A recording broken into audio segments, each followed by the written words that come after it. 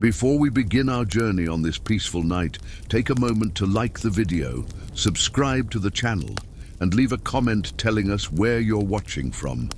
It's always delightful to discover where our listeners rest their heads as they travel with us through these old memories.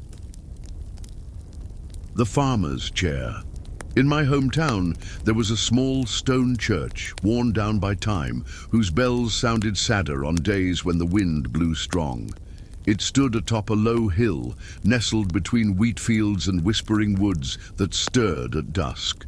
The colored windows let in the light like dyed water, and the wooden pews creaked under the weight of the faithful and of ancient prayers. A calmness lingered there, one that clung to the walls even when the temple was empty. And at the back, tucked into a shadowy corner where dust fell more slowly, there was a single chair, one no one dared to sit on. It wasn't by decree, nor by any priest's order. It was an absence that had become habit, like a glass that remains untouched on the table or a door no one bothers to close anymore. The chair was simple, with a curved backrest and a seat worn down by time, but it carried an air of waiting, as if it still belonged to someone who had not yet returned.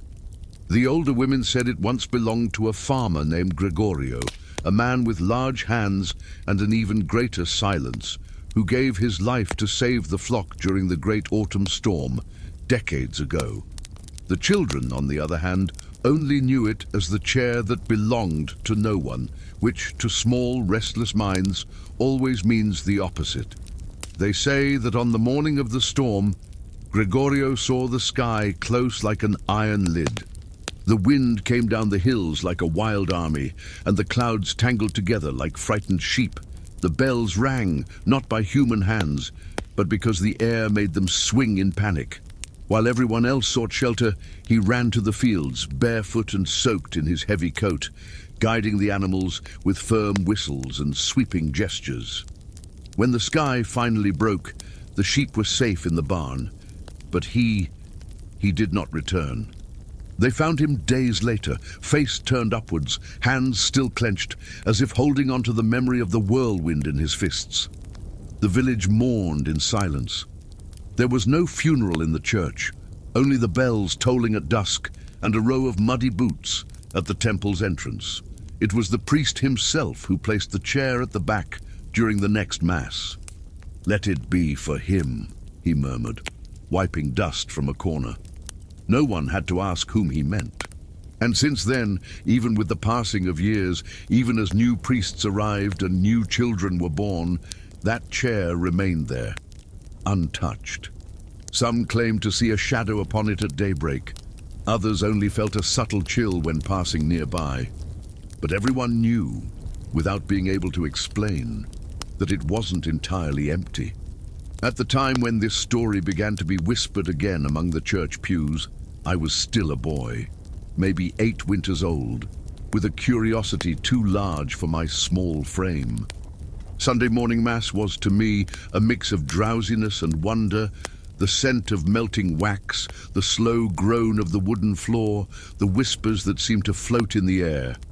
And always, my eyes wandered to that chair in the back, as if it called to me with an invisible thread tied to the hem of my tunic. I remember one of those mornings, the sun slanted through the windows, casting golden patches on the backs of the congregation. The mass moved along its serene rhythm, and the priest spoke of humility and remembrance, words I did not fully understand, but which echoed like an old lullaby. And then, without thinking much, simply guided by a quiet urge, I slowly stood, left my family's pew, and walked toward the back of the church, under the discreet gaze of carved saints. Each step felt slower than the last, as if the air behind the church grew denser, more filled with nothing. The floor creaked differently there, deeper, as if sighing or protesting. As I neared the chair, I noticed details that had escaped me before. The wood chipped at the edge, as if fingers had once gripped it tightly. A small, flower-shaped carving on the backrest, almost worn away by time, and a faint glow on the seat, as if it were still warm from someone who had just risen. I looked around. No one said a word. I sat down carefully as if not to wake the wind. The silence was immediate, but not the empty kind. It was a full silence, thick, like the stillness before rain.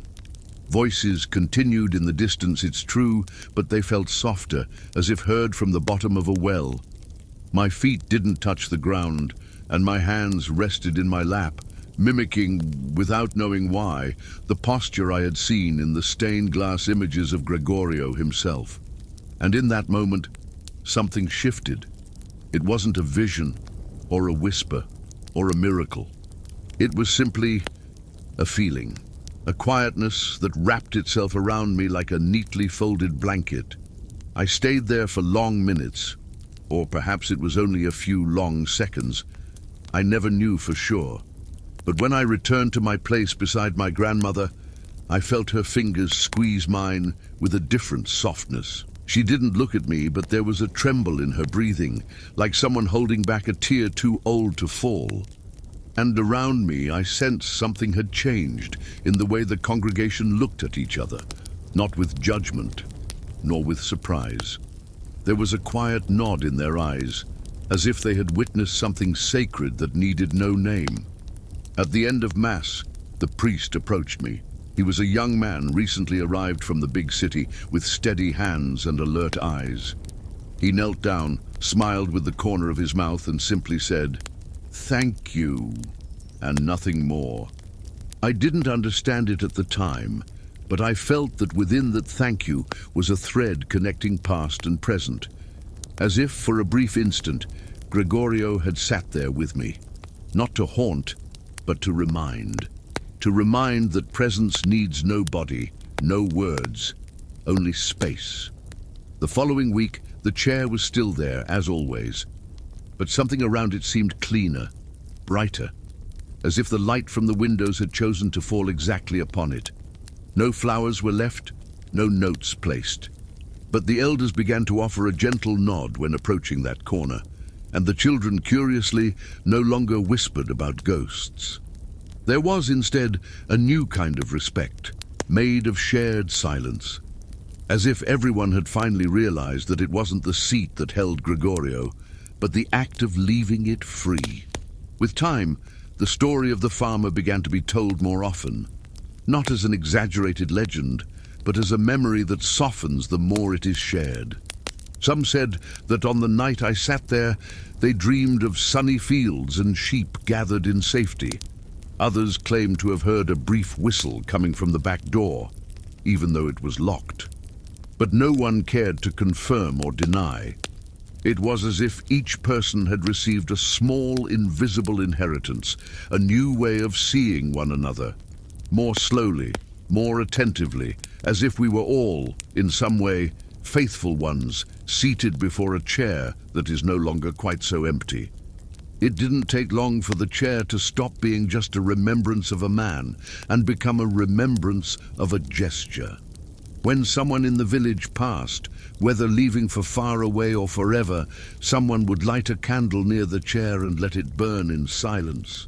The flame flickered as if listening, and it became common to see misty eyes among the pews, not from sharp sorrow, but from that kind of longing that embraces instead of wounding. It was as if Gregorio, or what remained of him in that corner, had taken on the role of guardian of the village's absences. Once, a stranger showed up, a man in a straw hat with a worn-out backpack coming from other lands. He walked in during a festive mass when the church was full of laughter and restless children. He saw the chair, found it comfortable, and sat on it without hesitation. There was no uproar, no voices were raised. But slowly, like leaves shifting with the wind, the laughter faded, footsteps grew lighter, and the man, sensing what had not been said, stood up gently, removed his hat in respect, and smiled with a brief nod. "Forgive me," he said, and left without needing an explanation. That same day, as the sun began to lie down over the clay rooftops, some children came running to the field where I was herding a few sheep. They came to tell me, between sighs and wide eyes, that a stranger had sat in Gregorio's chair and walked out smiling. They seemed disappointed that there had been no thunder or punishment. I simply smiled, stroking the coarse wool of an older sheep, and said, perhaps he understood everything without anyone needing to say a single word. And they stood there for a moment in silence. Sometimes that was how the most important things were learned. After that day, I sat in the chair only once more, already a teenager when my grandmother passed. The church was empty at dusk, and the candle I lit flickered with the breeze that slipped through the cracks of the loosely shut door. I sat there, with the scent of old wood, incense, and flowers left behind by distracted worshippers. I closed my eyes. I didn't ask for anything. I simply gave thanks for the presence that stays when the body leaves, for the memory that warms, and for that chair always waiting like a patient ear in the last row of the world. The years passed with the lightness of leaves falling at summer's end. The village changed little, a few new houses, a few quiet ruins, but the church remained steady on the hilltop, as if it knew that keeping silence is also a form of care. The chair, too, remained. A little more worn, it's true, with new marks on the wood and the seat growing deeper, as if time itself came to rest there now and then. But still there, still respected. I returned to that temple many times, even after I had left for other lands, other work, other kinds of longing. Sometimes I went just to watch the light pass through the stained glass and settle like a colorful sheet over the empty pews.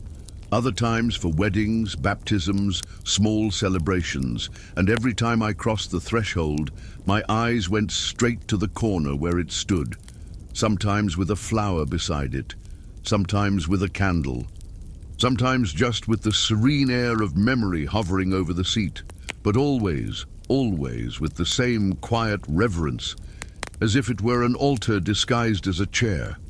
One spring, with my hair already grey and my knees a little more stubborn, I was invited to tell stories to the children of the village school. It was a clear afternoon, with the scent of damp earth and chatty sparrows on the tiles. We all sat on the grass beside the church, and as I spoke of times long gone, I noticed the children's eyes drifting with curiosity toward the side window of the temple. "Is it true the farmer's chair is still there?" asked a little girl with tight braids and a voice that mixed wonder with fear. I nodded with a smile and with a calm gesture opened the church door so they could all go in. We entered in silence, as if our footsteps already knew that place asked for no haste. When we reached the back, there it was, perhaps a little more tilted, but still there. The children's faces lit up, but no one approached, not out of fear, but something more beautiful. Reverence.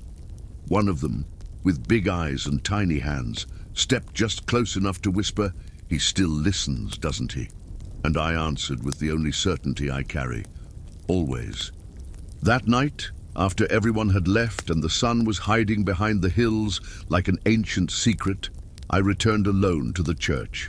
The door creaked as always, as if greeting those who enter with longing. The late-day light spread copper and honey tones across the stone floor, and the air carried that unmistakable scent of aged wood, wax, and dry flowers. I sat on the nearest pew and simply stayed there, listening to time breathe through the cracks. I looked at the chair. I didn't approach it. I only observed it from afar, as if it were someone. And maybe it was.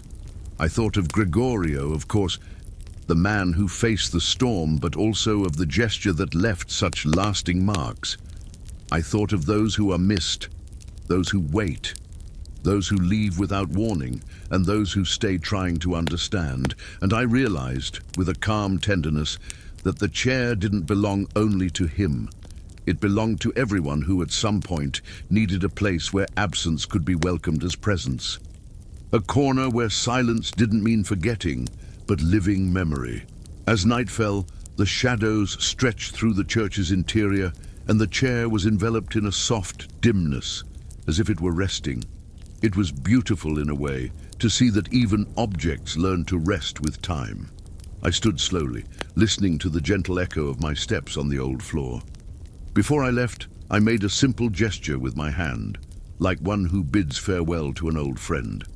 The chair didn't respond, of course, but something within me quieted, as if it had received an answer without words.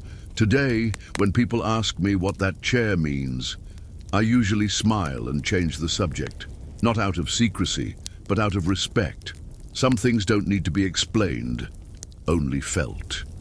Like the smell of fields after the rain, like the warmth of a silent hand beside ours. Like the way everyone in that village learned to look toward the back of the church with a little more care, more tenderness. And perhaps that is what Gregorio most wanted to leave behind. Not a grand deed, but the reminder that even in absence, we can keep caring for one another. The letter I never knew how to read. It was in a pale stone house with a mossy roof and crooked windows, which we came to call the end of the street, that I lived for many years with Donna Maddalena, a woman with a steady gait, hands full of stories, and eyes where time's weariness could be seen, but also a flicker of someone who still waited for something. She always wore a navy blue apron, frayed at the edges, and it was easy to notice she carried something in her left pocket, a rectangular bundle wrapped in hand-embroidered linen, always folded in the exact same way. They said it was a letter, and indeed it was. But it wasn't just a letter, as I would come to understand later.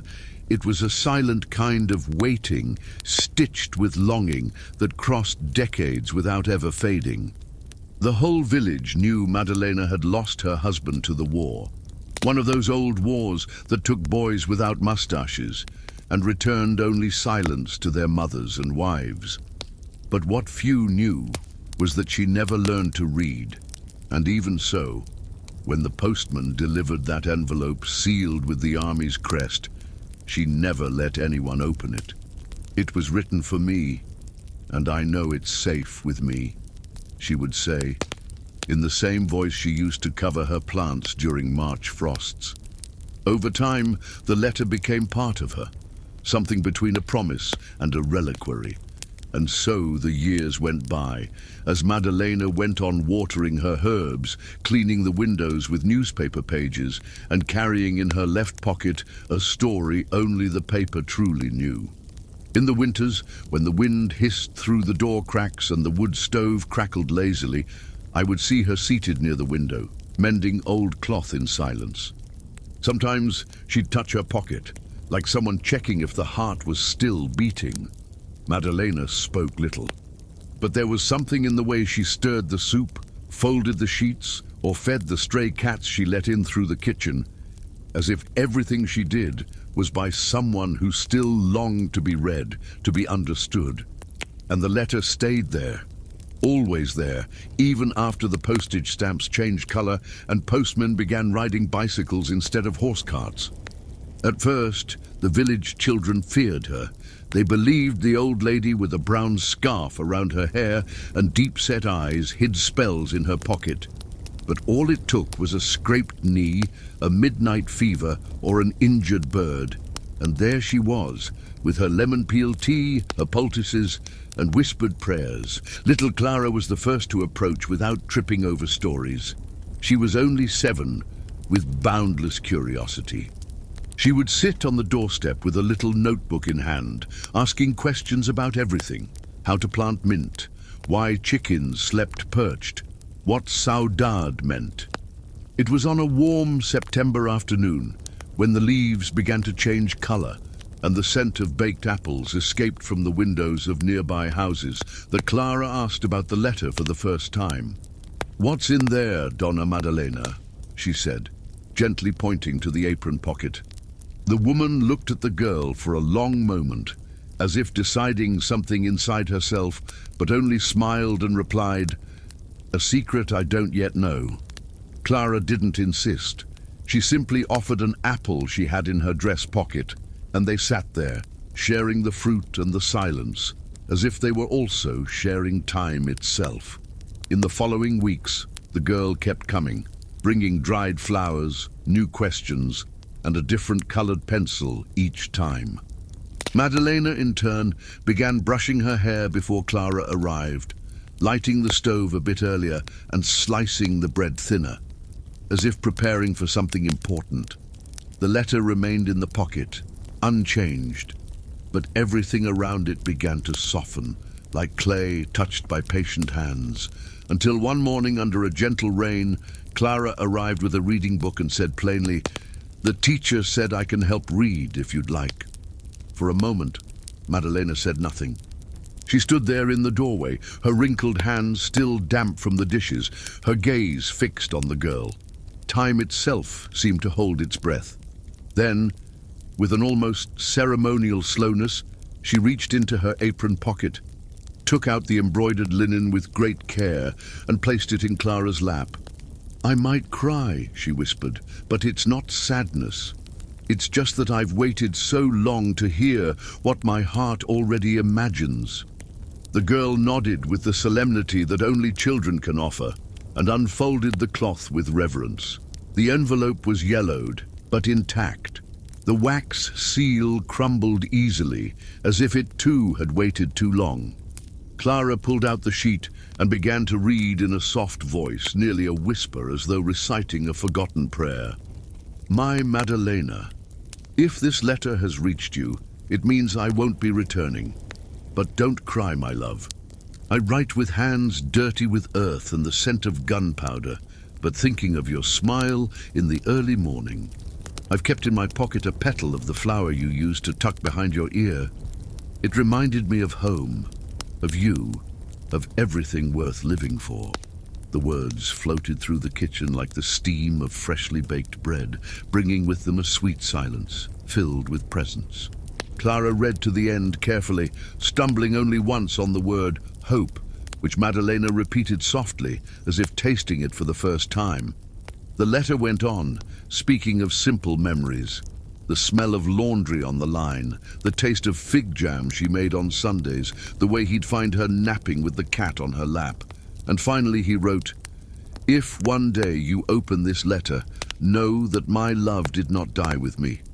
It stayed there in the yard, in your eyes, in the stories you'll tell even without knowing how to read, because deep down, you've always known how to keep what matters most." When Clara finished, she looked at Madalena with some hesitation, but the old woman simply smiled. A small, contained smile, trembling like the flame of a candle cupped in hands. The tears did come, yes, but silently, not like a river overflowing, but like dew forming slowly on leaves at dawn.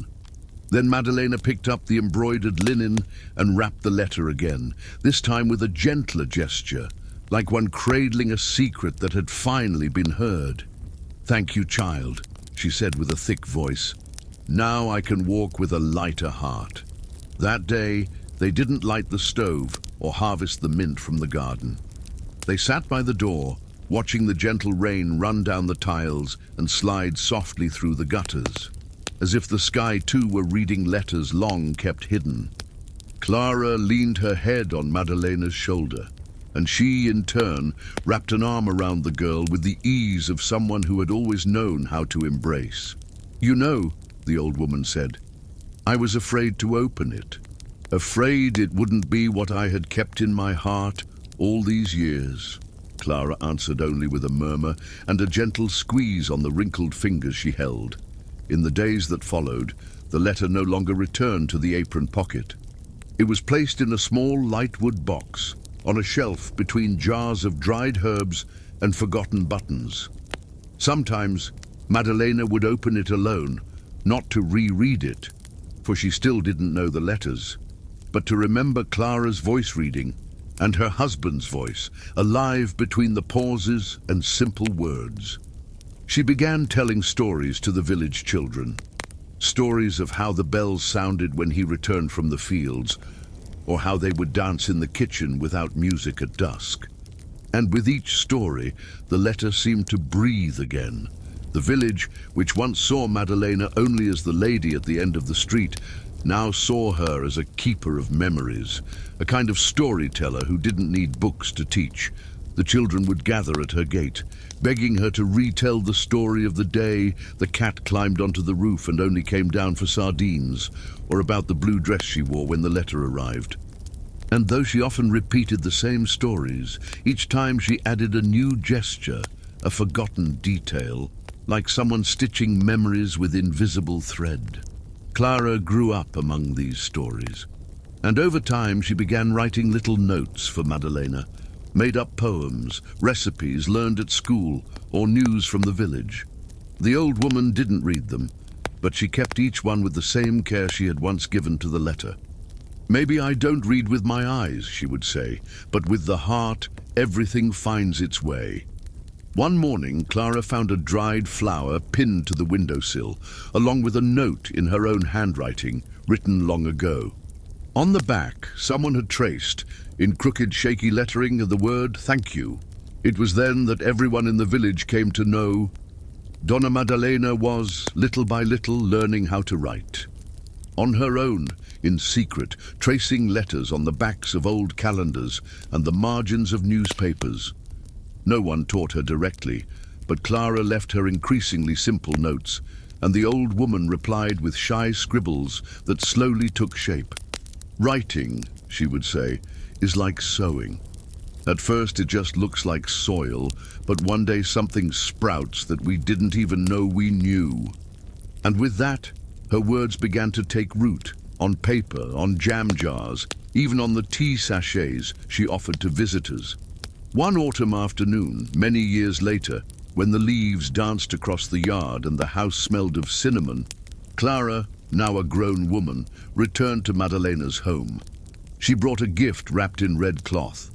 Inside was a hardcover notebook, its pages still blank except for the first, where she had written, "For your stories, your memories, and all that is yet to bloom." Madalena held the notebook with both hands, pressing it to her chest as if it were a long-awaited grandchild. And then she said, with a smile full of wrinkles and light, "Now I can write my own letter."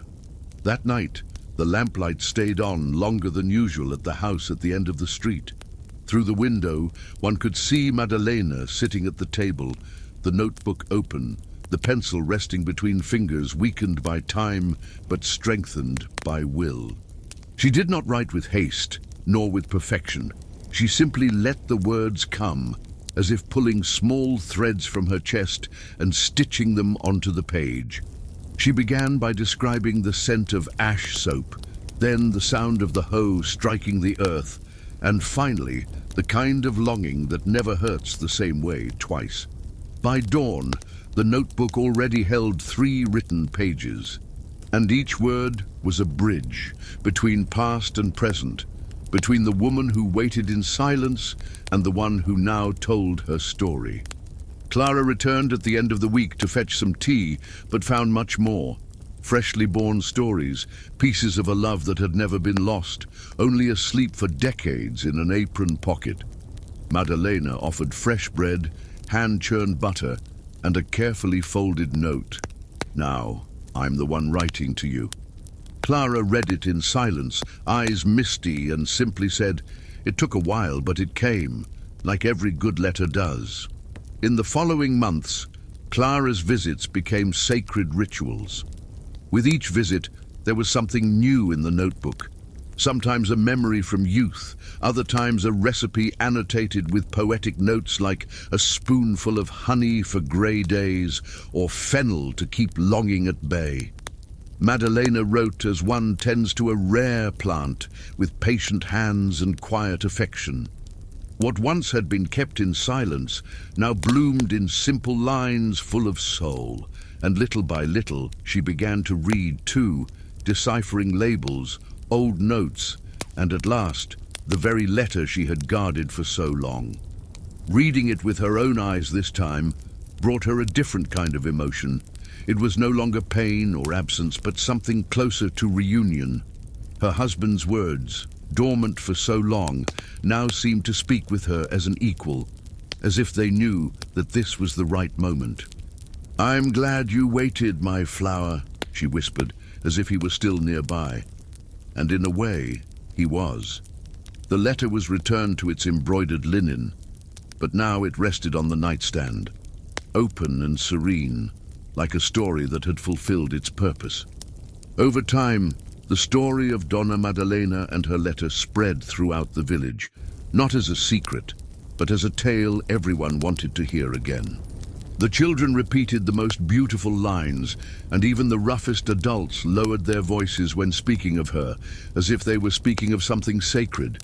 Whenever someone received a difficult letter or faced a wait that seemed too long, people would say, "Keep it in your heart like Maddalena did." And so, her story ceased to be hers alone. It became comfort, wisdom, and shared hope among neighbors, leaves and rainy afternoons. Now elderly, with silver hair tied in a loose bun and slow, steady steps, Maddalena began teaching other women in the village to write. She would start with their own names, then their children's birth dates, and finally, short phrases like, "I miss you," or "Come home soon." It became common to see them in the backyard, seated on straw chairs, brows furrowed in concentration and light laughter, discovering the power of writing what had always been lived in silence. And when someone asked her why she did it, Maddalena would simply reply, "Because every letter deserves to be opened by the one who feels it inside." One bright spring morning, when the lemon trees were blooming and the air carried the sweet scent of damp earth, Clara, now a young teacher, brought her first reading class to visit Donna Maddalena. The children arrived with curious eyes and small hands, holding papers filled with effort. Maddalena welcomed them on the porch with hibiscus tea and cinnamon cookies. After settling them on embroidered cushions, she told them her story, not as a sorrow, but as a celebration. She spoke of the letter, the waiting, the courage to know, and the quiet miracle of learning, even when the world seems to have moved on. At the end of the visit, each child gave her a handwritten letter. There were drawings, spelling mistakes, shaky handwriting, and simple declarations like, "I liked hearing you," or "I want to be like you." Maddalena kept each of them in a new wooden box, decorated with tiny dried flowers Clara had glued to the lid. And there, among childish notes and pages written in blue ink, she saw reflected everything she had gathered over the years. Not just words, but affections, stitched in silence. That box now was the new reliquary, not of sorrow, but of continuity. In the final years of her life, Maddalena wrote less, but read more. She read slowly, savoring the words as one might taste a rare fruit. Sometimes she would simply run her fingers over old names, recalling faces that time had softened in her memory. Other times, she softly recited lines from her husband's letter, now memorized like a lullaby that never lost its tune. In her room, the notebook rested beside the wax candle and a cotton handkerchief embroidered by Clara. Everything had its place, everything was treated with care. One night, with heavy eyes and breath grown short, she called Clara and handed her the box of letters. "Keep it," she said, "and use it when silence needs to be heard." Then she asked Clara to read her husband's letter one last time. Clara did so with the same tenderness as all those years ago, and when she finished, Maddalena was smiling with her eyes closed. She said nothing. There was no need. The letter had finally been read by someone who knew how to listen with the soul, and there, wrapped in the very words she had once feared, she drifted off gently, as one who surrenders the heart to rest. The funeral was simple, just as she would have wanted. Lit candles, flowers from the garden, and the familiar scent of freshly baked cornmeal cake. The whole village came, and even the quietest among them brought words to lay at the foot of the bed where Maddalena now rested. Clara, eyes misty and notebook in her lap, read a passage from the original letter in a soft voice. And at the end, she said, "She lived as one who writes without ink, with gestures, with care, with silence that teaches." Many nodded quietly, and a gentle breeze passed through the room, as if carrying away a final whisper of gratitude. The letter, now faded from time, and the hands that held it, was wrapped once more in embroidered linen and buried with Madalena, just as she had asked. "Because his words brought me this far," she had said, "and now I want to take them with me." But the notebook remained, as did the children's notes, the stories she had shared, and the memory of someone who turned waiting into an act of love, and late reading into a new spring.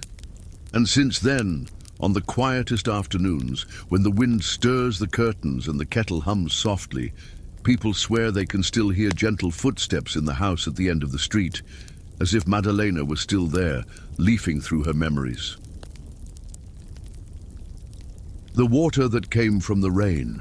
A long time ago, in a small village, surrounded by yellowing fields and long silences, I lived through one of the driest summers I can remember. The streams that once sang over the rocks had fallen silent for weeks, and the well beside the chapel offered nothing but a sad echo when we lowered the bucket. I remember the earth cracking beneath our feet like old wood, and the wind blowing dust instead of relief. The windows stayed open, hoping for a breeze, but only heat would come in. At that time I was too young to understand crops, but old enough to notice the silent worry on my mother's face every time she washed her hands with exaggerated care, as if she were counting droplets instead of using them. She didn't speak much. She moved back and forth with a damp cloth on her forehead, murmuring quiet prayers to saints who that summer seemed to be napping beneath clouds that never came. And it was in that moment that a secret was born. Small as a seed, but one I kept watering with watchful eyes and quiet steps. When the first rain fell, brief and shy, like a surprise visitor, I ran alone to the yard, where the edge of the roof dripped onto the clay ground. I remembered the pots forgotten in the shed, and without a second thought, lined them up under the water that fell with barely a sound. They were only a few drops, but they seemed like diamonds melting from the sky. With every drizzle, rare, fleeting, almost imperceptible, I repeated the ritual. Hidden among dry herbs and shards from the old mill, I would run with the pots in my arms, stacking hope where once there had only been dust. It was never much water, but it was never none. I hid the pots beneath folded cloths in the darkest corner of the barn, as if they were little miracle vaults. There was a quiet joy in seeing each vessel half full, in knowing that even if no one noticed, something could still be done. It felt like I was speaking with the rain, and it, in its shyness, was answering me in droplets. My mother, meanwhile, seemed more tired each day. She no longer combed her hair with care, and spent long minutes standing at the window, staring at a sky that refused to be generous. Neighbors began to leave. First was the blacksmith's family, then the woman who sold sweets on the corner. They said the big city still had full rivers and easy promises, but my mother stayed, and so did I. And in secret, my small army of pots grew, some heavier than others, all as silent as prayers yet to be heard. One night, when the heat seemed to rise even from the stones, I heard my mother crying quietly in the kitchen. It wasn't the kind of sobbing that shakes the body, but a kind that gets stuck in the throat, like someone who's grown too tired to ask for anything else. I sat by the door, hidden in the darkness, and listened to her trembling voice confess to a flickering candle that she no longer knew what to do. She said maybe it was time to accept whatever fate had decided, and the way she said that hurt more than any thirst I had ever known. In that moment, I understood that my secret could no longer be just mine. The next morning, before the sun had even gilded the rooftops, I went to the barn. My bare feet creaked against the floor, and the scent of dry clay mixed with old leaves. One by one, I pulled out the pots from where they'd been hidden, wiping the dust with the hem of my dress. I called my mother with a firm voice, something rare for me, and asked her to follow me into the yard. She came in silence, eyes sunken, apron wrinkled. When she saw the row of pots lined up like faithful ones in a procession, she froze for a long moment, and then smiled. It wasn't a wide smile, but it was enough to brighten the entire day. She knelt before the pots as if she'd found something sacred. She ran her fingers over the damp clay rims, leaned her ear against one of them as if listening to what the rain had to say. I didn't speak. I didn't need to. She understood everything in that instant. Every step I'd hidden, every night I'd pretended to sleep, every time I'd turned away when she spoke of despair. There was more than water in those pots. There was care, unspoken faith, a quiet will that didn't know how to give up. My mother placed a hand on her chest and whispered something the wind carried away quickly. But I felt it settle between us like a blessing. She hugged me tightly, one of those hugs that squeezes the soul, and then began transferring the water into larger jugs, as if performing an ancient ritual. We boiled some of it and used it to wash the bed sheets that had waited days for a touch of freshness. Other jugs were stored on a shelf, covered with embroidered cloths like jars of preserved fruit. In the village, no one ever knew about our little harvest. It was our secret, made more precious for being kept with love and revealed without haste. And that afternoon, for the first time in a long while, my mother hummed softly while sweeping the floor. The days remained dry, it's true, but something in the house had changed. The windows were open not just because of the heat, but to let the wind play with the embroidered curtains. The table, which once seemed too big for just the two of us, was once again dressed in colorful cloths and held the good scent of food, even if it was simple.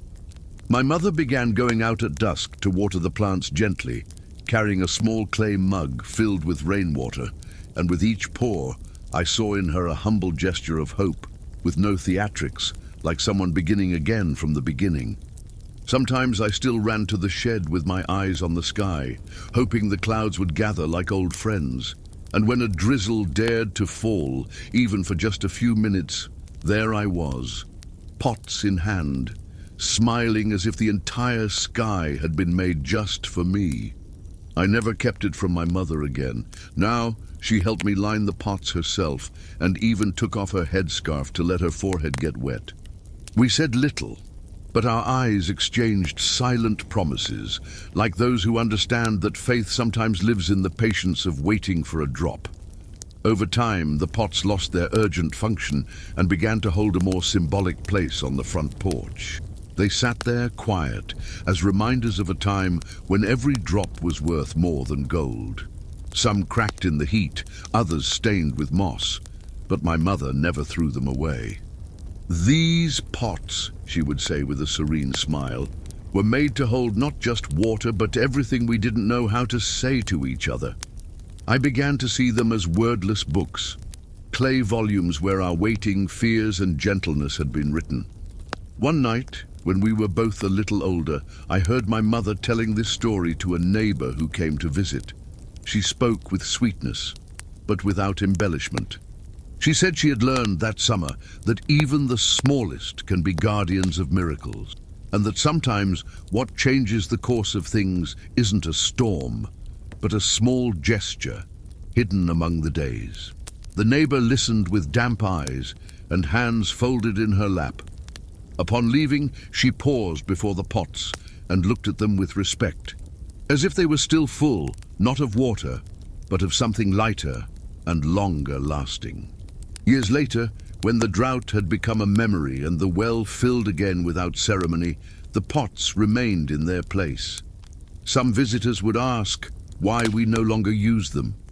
I would answer with a calm smile that they had already fulfilled their purpose. It was strange how no one could believe so much had once fit inside them. But for us, it was enough to look at them to remember that, even in the hardest times, something within us still knew how to care, still knew how to wait, and that a little girl with small arms could very well carry the faith of an entire home. Today, when the rains come plentiful and the sound of dripping water is almost background music, I close my eyes and return to that season when the sky seemed silent. I don't feel sadness. On the contrary, there is peace in knowing we survived that waiting with our hearts intact. Sometimes I still place a clay pot in the yard, not out of necessity, but like someone planting a memory in time. And when my daughter asks why I do that, I simply say, it's good to have somewhere to keep what's still yet to fall from the sky. And she smiles, because she understands, even without needing to understand it all.